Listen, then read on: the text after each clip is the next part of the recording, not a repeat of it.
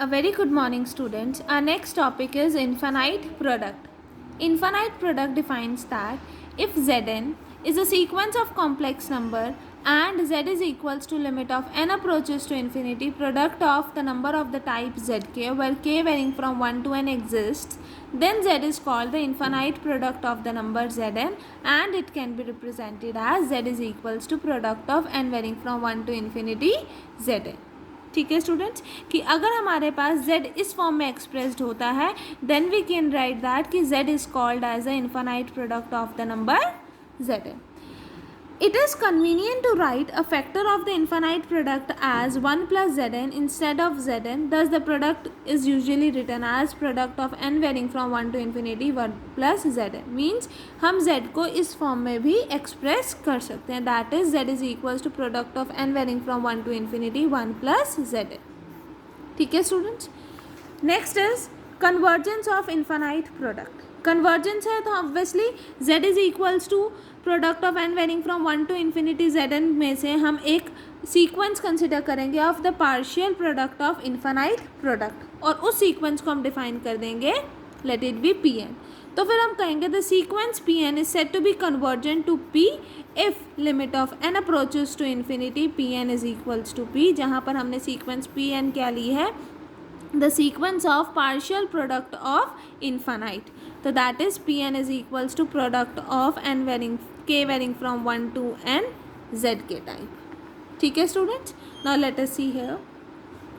If z is equals to product of n varying from 1 to infinity Zn terms is the infinite product of complex number Zn and Pn denote the sequence of partial product of infinite and no factor of infinite product is zero. Means जैसे मैंने यहाँ पर Pn को n numbers का product लिया है that is Z1 into Z2 into so on Zn, तो इसमें से कोई भी फैक्टर इसका ज़ीरो नहीं होगा.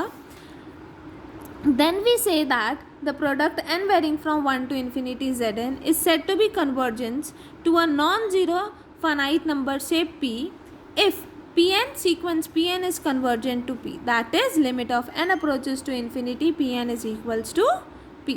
ठीक है. एंड अगर ये infinite product is said to diverge to infinity, अगर वो कब डाइवर्ज होता है इन्फिनिटी पे, अगर क्या होगा limit of n approaches to infinity Pn is equals to infinity. ठीक है स्टूडेंट्स. अब कई थ्योरम्स में हम Cauchy general principle of convergence का भी यूज़ करते हैं. वो क्या कहता है, it states that the sequence Pn is said to converge to a number P, then mod of Pn plus P minus Pn is less than epsilon for all n greater than equals to m and P greater than equals to 1. ये normally हमारे पास कई theorems में ये direct result use होगा of Cauchy general principle of convergence. ठीक है students. Now the very first theorem related to infinite product is the necessary condition for the convergence of infinite product of n varying from 1 to infinity an is that limit of n approaches to infinity an is 1. मतलब हमें mention है कि converge हो रही है तो हमें क्या प्रूव करना है that limit of n approaches to infinity an is equals to 1. Now let us start its proof. Suppose that the infinite product is convergent to a non-zero number से P, क्योंकि हमने कंसिडर करा है कि वो converge हो रहा है तो ऑब्वियसली किसी एक नॉन ज़ीरो नंबर पे कन्वर्ज होगा क्योंकि by the definition of convergence. ठीक है, तो वो नंबर हमने चूज़ कर लिया, let that number be P. Then by definition limit of n approaches to infinity Pn is equals to P. Obviously Pn हम कोई भी सीक्वेंस लेते हैं, Pn is the sequence of partial product of infinite product. ठीक है, तो यहाँ पर Pn कैसी सीक्वेंस होगी, product of k varying from 1 to n ak. That is it is of the type Pn is equals to a1 into a2 से लेकर an तक.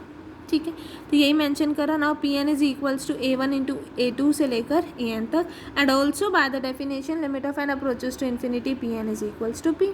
ठीक है, तो इस हिसाब से limit of n approaches to infinity Pn minus 1 is also equals to P. limit of n approaches to infinity Pn minus 2 is also equals to P.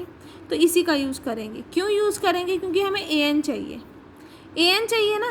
तो Pn में इतनी टर्म्स हैं तो Pn माइनस 1 में कितनी टर्म्स होंगी, a1 into A2 से लेकर an-1 तक ना, क्योंकि यहाँ पर -1 हो जाएगा अगर हम यहाँ -1 करेंगे, तो ऑब्वियसली यहाँ पर -1 हो जाएगा। ठीक है ना स्टूडेंट्स। तो अब हम नेक्स्ट टॉपिक टर्म क्या कंसिडर करेंगे, that Pn divided by Pn-1। Pn क्या है, A1 इंटू A2 से लेकर An तक divided by A1 into A2 से लेकर An-1 तक। तो ऑब्वियसली इससे पहले वाली टर्म क्या होगी, An-1। तो ये सारी टर्म्स कैंसिल आउट हो जाएंगी, ये सारी टर्म्स कैंसिल आउट हो जाएंगी, तो क्या we are left with An, तो that is equals to An। तो इसका मतलब Pn divided by Pn-1 is equals to An। Now applying limit n approaches to infinity, limit of n approaches to infinity, Pn divided by Pn-1 is equals to limit of n approaches to infinity an। यहाँ mention क्या करा था, that limit of n approaches to infinity Pn is equals to P। Obviously Pn-1 is also the sequence of partial product of infinite product। ठीक है, तो उसकी limit भी क्या होगी, limit of n approaches to infinity Pn-1 is equals to P। तो यहाँ पर अलग अलग करा, लिमिट न्यूमरेटर में भी गई, डिनोमिनेटर में भी गई, that is limit of n approaches to infinity Pn divided by limit of n approaches to infinity Pn-1। तो ये भी P, ये भी P, that is P divided by P is equals to 1 which is equals to limit of n approaches to infinity An। That is we have limit of n approaches to infinity An is equals to 1। यही हमें prove करना था। This completes our theorem. ठीक है students, thank you.